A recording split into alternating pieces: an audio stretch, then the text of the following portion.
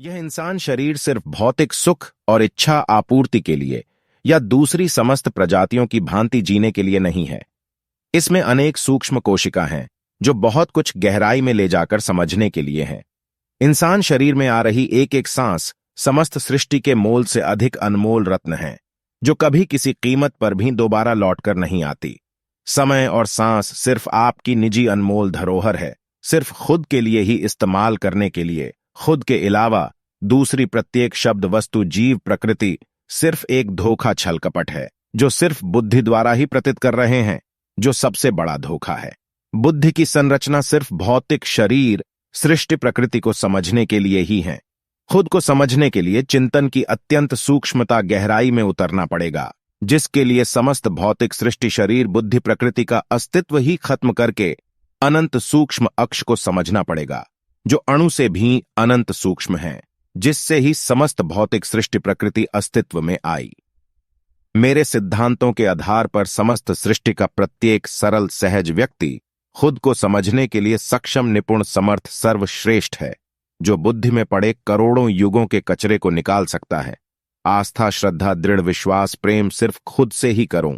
दूसरा प्रत्येक व्यक्ति सिर्फ स्वार्थी ही है। बुद्धि की वृत्ति के आधार पर एक दिन में 60,000 विचार उत्पन्न होते हैं। कोई भी एक विचार पर अटल रह ही नहीं सकता। प्रत्येक दूसरे से अगले ही पल धोखा ही मिलेगा और विचलित होकर अपनी मानसिक संतुलन प्रभावित होगा, आहत होना पड़ेगा और उससे उबरना मुश्किल होगा।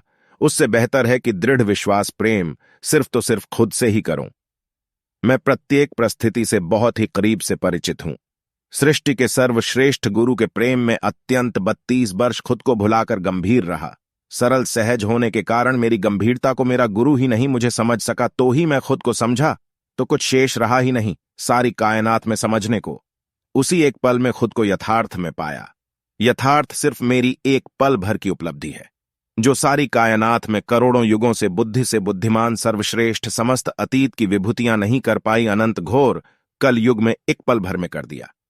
यथार्थ कोई सफर, मंजिल या कुछ ढूंढने का नाम नहीं है, सिर्फ एक ऐसी समझ है जो बुद्धि की स्मृति कोश से हटकर अनंत सूक्ष्म गहराई में उतरने का नाम है। यहां से फिर दोबारा सामान्य स्थिति बुद्धि में किसी भी उपक्रम, संयोग, यत्न, प्रयत्न से खुद भी चाहे करोड़ों कोशिश कर ले, आ ही नहीं सकता और हमेशा के लिए यथार्थ में ही रहता है, जीवित ही। यथार्थ रब गुरु खुद का भी अस्तित्व खत्म करने के पश्चात हैं। यथार्थ करोड़ों रब से भी खरबों गुणा अधिक ऊंचा है। मेरे सिद्धांतों के यह इंसान शरीर सिर्फ भौतिक सुख और इच्छा आपूर्ति के लिए या दूसरी समस्त प्रजातियों की भांति जीने के लिए नहीं है। इसमें अनेक सूक्ष्म कोशिका हैं जो बहुत कुछ गहराई में ले जाकर समझने के लिए हैं।